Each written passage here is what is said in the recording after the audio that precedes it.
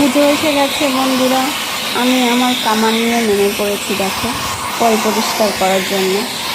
তোমরাও নিশ্চয়ই যাদের যাদের ভ্যাকুয়াম ক্লিনার আছে তোমরা এই দিয়ে করো। আমি এটা দিয়ে পরিষ্কার করি। তো এক হাতে ফোন ধরে এক হাতে করাটা একটু সমস্যা হচ্ছিল, তাই তোমাদের খুব ভালো করে কিছু দেখাতে পারিনি। তোমরাও কি এভাবে করো? কমেন্টে আমাকে জানিও।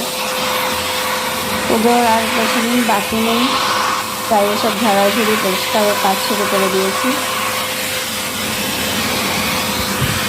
এরপরে তো কেনাকাটা অনেক কাজ বাকি।